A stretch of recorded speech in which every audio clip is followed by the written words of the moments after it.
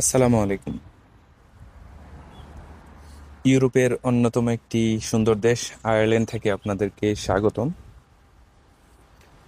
আমি আপনাদের জন্য একটি চ্যানেল আজ শুরু করতে যাচ্ছি। চ্যানেলটির নাম আয়ারল্যান্ড বাংলা গাইড।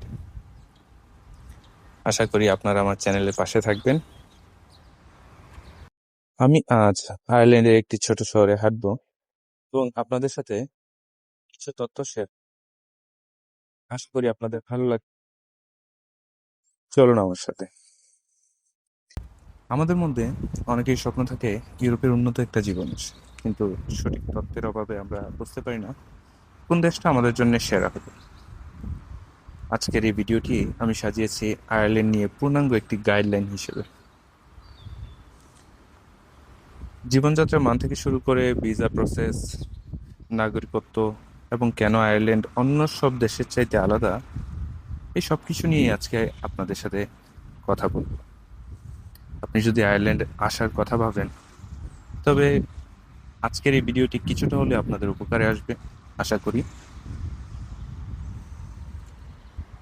ইউরোপের অনেক দেশ থাকতে আপনাকে কেন আয়ারল্যান্ড বেছে নিতে হবে, কেন আপনি বেছে নেবেন, এর কিছু কারণ আছে এখানে। ভাষার সুবিধা, ক্যারিয়ার, উচ্চ বেতন, নিরাপত্তা ওদের এখানে অনেক বেশি। ভাষার সুবিধা বলতে আয়ারল্যান্ড ইউরোপের একমাত্র দেশ যেখানে মূল ভাষা ইংরেজি। ইউরোপের অন্যান্য দেশগুলো যেমন স্পেন, ফ্রান্স, জার্মান, এসব দেশে যাওয়ার আগে ভাষা শেখার একটা ধাপ থাকে, সেটা একটু কঠিনই হয় আমাদের জন্য। ক্যারিয়ার থেকে এখানে গুগল, ফেসবুক, অ্যাপল এবং মাইক্রোসফটের মতো বিশ্বের বড় বড় সব টেক জায়ান্টের ইউরোপীয় হেডকোয়ার্টার এখানে। ফলে দক্ষ কর্মীদের জন্য এখানে কাজের সুযোগ প্রচুর। বেতন, যদি বেতন নিয়ে কথা বলি, ইউরোপের দেশগুলোর মধ্যে আয়ারল্যান্ডের গড় বার্ষিক আয় অনেক বেশি। বর্তমানে এখানকার মিনিমাম ওয়েজও বেশ সম্মান। নিরাপত্তার দিক থেকে আয়ারল্যান্ড বিশ্বের অন্যতম নিরাপদ এবং বন্ধুসুলভ দেশ হিসেবে পরিচিত সবার কাছে। আয়ারল্যান্ডে আসার প্রসেস, এখানে দুইটা প্রসেসে বৈধভাবে আসা যায়, একটা হচ্ছে ওয়ার্ক পারমিট, একটা হচ্ছে স্টুডেন্ট ভিসা। তো আমি প্রথমত স্টুডেন্ট ভিসা নিয়ে বলছি আপনাদেরকে। এখানে আন্ডার গ্রাজুয়েট এবং মাস্টার্সের জন্য প্রচুর সুযোগ আছে।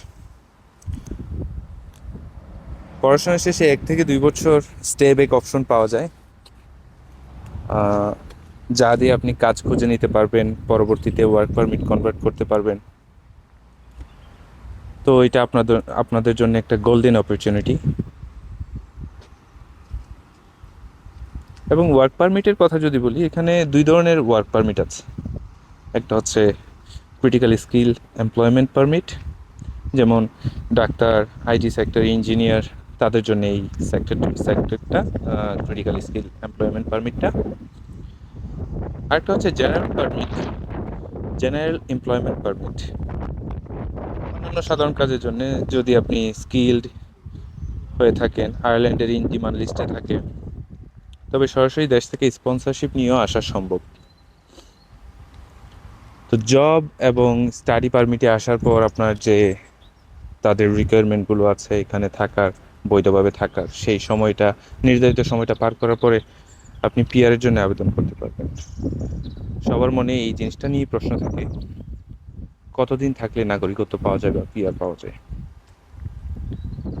এখানে ক্রিটিক্যাল স্কিলে আপনি যদি 2 বছরের জন্য আসেন, তারপর আপনি স্ট্যাম্প 4, যেটা আমরা পিআর বলি, স্ট্যাম্প 4-এর জন্য আপনি এলিজেবল হবেন, তারপরে আবেদন করতে পারবেন পিআরের জন্যে।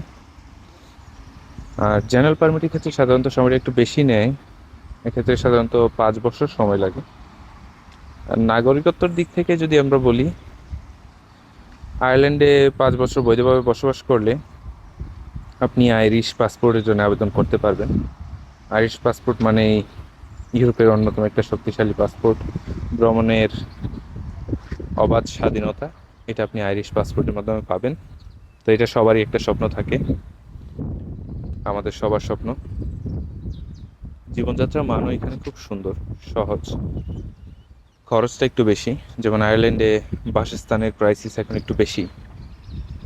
ওদের জীবনযাত্রার মান উন্নত, আধুনিক শিক্ষা, উন্নত স্বাস্থ্যসেবা, প্রাকৃতিক সৌন্দর্য আপনাকে আসলে মুগ্ধ করবে। হাউজিংয়ের দিকটা একটু বেশি ক্রাইসিস। ডাবলিন বা বড় শহরগুলোতে বাসা ভাড়া অনেক বেশি। আসার আগে আমার মনে হয় বাসা ঠিক করে আসা, আপনার হাউজিংয়ের ব্যবস্থা করে আসা, এটা খুবই জরুরি। করে আসলে খুবই ভালো। শেষে আমি এটাই বলবো বন্ধুরা, আয়ারল্যান্ড স্বপ্নের দেশ হলেও এখানে আসতে হলে সঠিক ধৈর্য, সঠিক তথ্য খুব প্রয়োজন। আজকের ভিডিওতে জাস্ট আমি একটা সারসংক্ষেপ দেওয়ার চেষ্টা করেছি। আগামী ভিডিওগুলোতে আমি প্রতিটি বিষয়, যেমন কিভাবে আইএলটিএস ছাড়া আসা যায় কি না, জবের জন্য আবেদন করার প্রসেস এবং থাকার খরচ কমিয়ে আনার টিপস, বিস্তারিত আলোচনা করব। এখানকার অভিবাসন নীতি নিয়েও আমি আলাপ আলোচনা করব আপনাদের সাথে। আমার এই নতুন পথ চলায় আপনাদের সাথে পাওয়াটা খুব জরুরি। আয়ারল্যান্ড নিয়ে আপনার যে কোনো প্রশ্ন থাকলে নিচে কমেন্ট বক্সে করতে পারেন। আর ভিডিওটি ভালো লাগলে অবশ্যই আমার channel Bangla guide, Ireland Bangla গাইডটি সাবস্ক্রাইব করে দিবেন। পরবর্তীতে যেন আমার ভিডিওগুলো আপনারা খুব সহজেই পান, চোখের সামনে আসে। আপনাদের কোনো কিছু জানার থাকলে সেটা আমাকে পার্সোনালি মেইল করতে পারেন।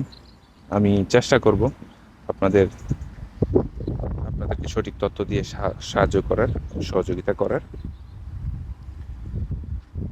ভালো থাকবেন আপনারা, সবাই সুস্থ থাকবেন।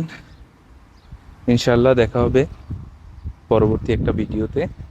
সে পর্যন্ত আপনারা ভালো থাকুন। আল্লাহ হাফেজ। See, as the light declines, I remember Dublin city in the red